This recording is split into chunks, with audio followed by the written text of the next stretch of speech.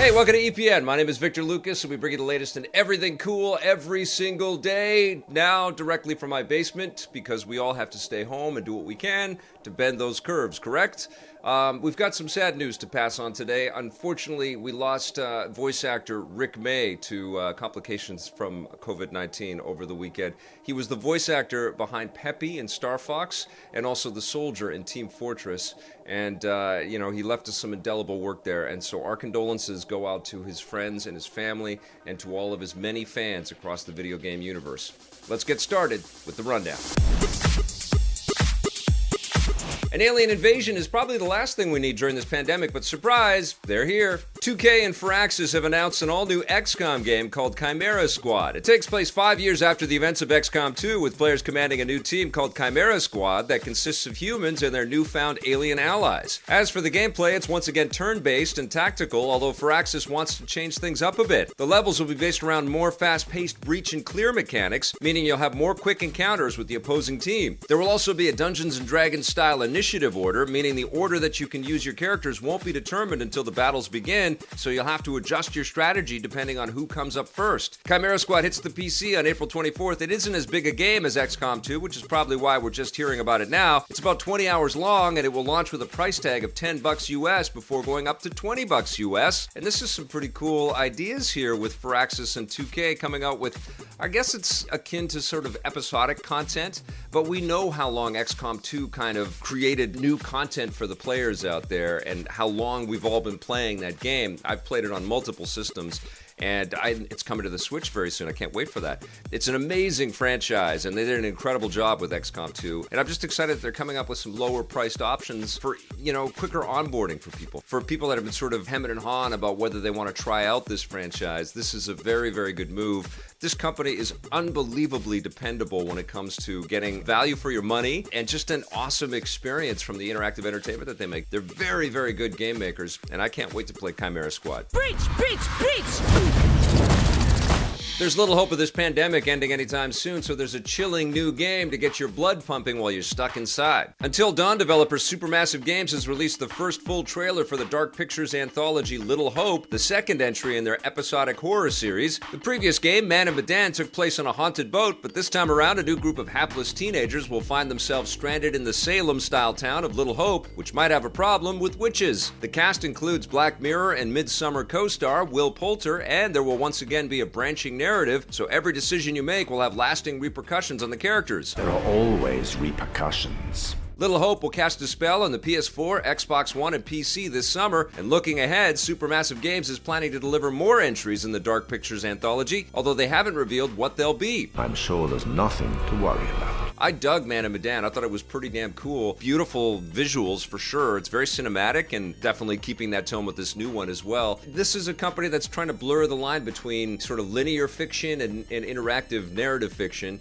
And I think they're making some very, very cool stuff. Until Dawn was amazing, and I think this idea of doling it out in little bits and pieces is smart, just to get people sort of on board in a bunch of different ways. And then, of course, what they're going to do is collect it all into one big box set down the road. But I'm psyched. I want to play this new game. Together, by God's grace, Little Hope will prevail. What are you buying? Well, in a few years, it might be a new version of Resident Evil 4. Following the remake of Resident Evil 3, Capcom is rumored to be working on a full remake of Resident Evil 4.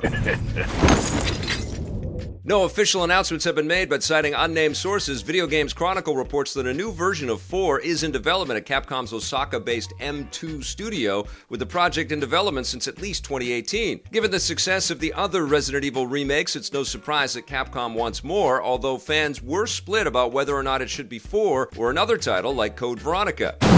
Capcom likely went with 4, given that it's widely considered the best in the franchise. It's already been re-released countless times, but hasn't been given a full from-the-ground-up remake like the new versions of 2 and 3. Expect more details soon. Amateurs. This is crazy, like Resident Evil 4 still seems very current to me, even though it's definitely clunky and gets over the top for sure. But it was a very modern take on the sort of mechanics of Resident Evil 1 through 3 and Code Veronica, and I love that game. I adore that game. So I'm a little nervous that they're treading back into that territory, but I've also been a huge fan of what Capcom has done with 2 and 3, and presumably what we're looking at here is Resident Evil 4 on next-gen architecture and next-gen hardware, so it will look way better than what we've already seen, and and run way better with even more tuned mechanics and tuned storytelling and cinematics. So that's incredibly exciting. But I wouldn't be surprised if all of the Resident Evil games, up to 6, I don't know if they're going to do 5 and 6. That's when they started to lose the plot a little bit.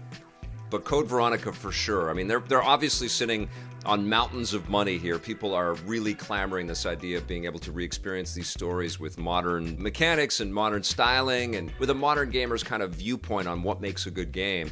And they're having great success. These games are selling very well, and I think that it's totally fine if Capcom is going back into its archive and honoring its work and saying, look, we loved these games back then, but we can update them and we can, give them to established fans, but also introduce them to a whole new series of fans. And because these games are being done so well and they are succeeding so well, I expect that a lot of the video game industry is going to start doing a lot of the same types of things, and I think it's okay. It's different than Hollywood, and I see that remark all the time. I saw that remark on the remake feature that we posted. I saw that remark on the Resident Evil 3 review that we just posted as well, that people don't want these remakes and video game companies should think of new things. And that's true for sure, but video games are a little different than film.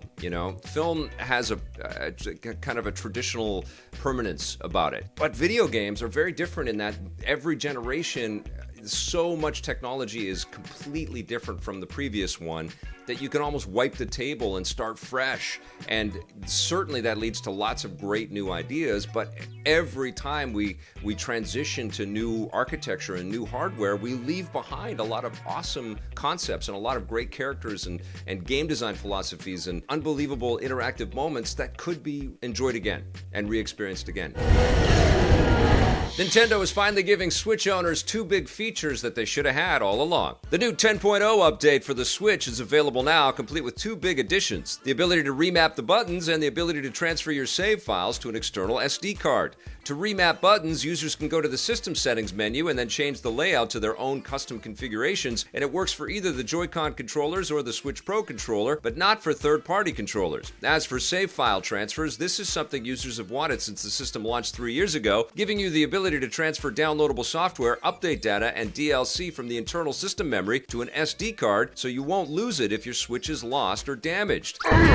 Yeah, it's been a little bit crazy. I mean, I think what Nintendo was obviously very concerned about was people hacking into the system, and people have been able to hack into the system. Consequently, it was a very streamlined, very simple, and at first, very easy user interface to get into your Switch material. But the fact that the Switch is a portable machine has made it a nerve-wracking experience. The idea of dropping your Switch and losing your data and losing your save progress is so excruciating, and I've had so many scares when I've been traveling around with my Switch over the years. I've been on planes and the thing has fallen or whatever. I've been at airports, and it's just like, oh my God! The last thing you want to see happen is your Switch break in any way, and which is kind of nuts for something that's so portable. So it's good to see that Nintendo is finally addressing some of these concerns. I would like to see folders for games as well. When you accidentally try to re-download a game and then you decide, no, I don't want to download that, and the game just sort of sits on your front screen forever. I don't know how to remove it. I'm sure there's a way, but there should be a better way of manipulating exactly what you want on your front page on your Nintendo Switch. One of the things that I'm excited about, though, is that remapping the buttons means that you can now play some of the vertical arcade games, because they have a lot of classic arcade games on this system. You can turn the Switch vertically and then have the buttons remapped on your Joy-Con, so you can actually hold it, I guess, precariously, or balance it and use it like you're playing a game with a vertical screen, which is very cool. Disney Plus has some ass-backwards idea about censorship, no ifs, ands, or buts about it. The 1984 mermaid romantic comedy Splash, starring Tom Hanks and Daryl Hannah, was recently released on Disney Plus, but eagle-eyed viewers have noticed something a little off. Several scenes that feature a brief glimpse of Hannah's butt have been quietly altered, with Disney either blurring the shots or digitally extending her hair so that it covers up everything. Hey! Not only is the CGI work of questionable quality, it also raises concerns about Disney's attitude about censorship itself. The studio clearly doesn't have a problem with male rear nudity, as seen in this clip from the X-Men movie Days of Future Past, which is available uncensored on Disney+. Disney also doesn't have a problem with death and violence, as anyone familiar with the Marvel and Star Wars movies can tell you. Let's take a look at some of them now.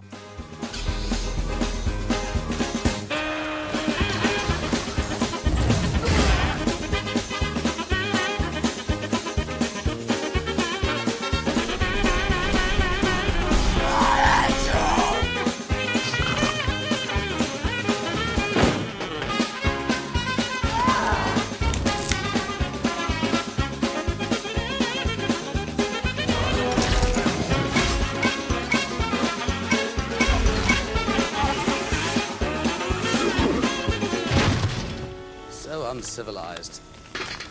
Keep in mind that all of those movies are watched by far more children than an 80s rom-com like Splash. It's worth pointing out that the original uncensored version of the film is still available on other platforms like iTunes and Google Play, but with the rise of proprietary streaming services like Disney Plus, there's no telling how long that will last. Yup, we're going down some slippery slopes here for sure. There's going to be a lot of alterations that are going to happen from these closed networks and these closed ecosystems. It's content that they own, and it's the rights that they have as the content owners to go back into their archives and change things. I mean, look at what Lucas did to the Star Wars films. You think I had a choice? And we, I think, can only express our concerns about it, and hopefully some changes get made for specific things like this, which make no sense whatsoever. But sometimes there are some, moments that don't age well in any context. Disney's got a lot of animated movies that fall into that category, and I think we can have an understanding as to why some of those kinds of changes would have to be made. Just look down here, brother. And prepare yourself for a shock.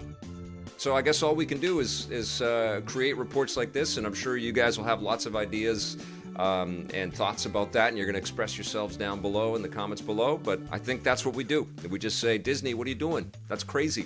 Just leave Splash, very, very innocuous Splash movie that was a classic back then. Just leave it alone. It's crazy. We have to do a story like this. Hey, come back!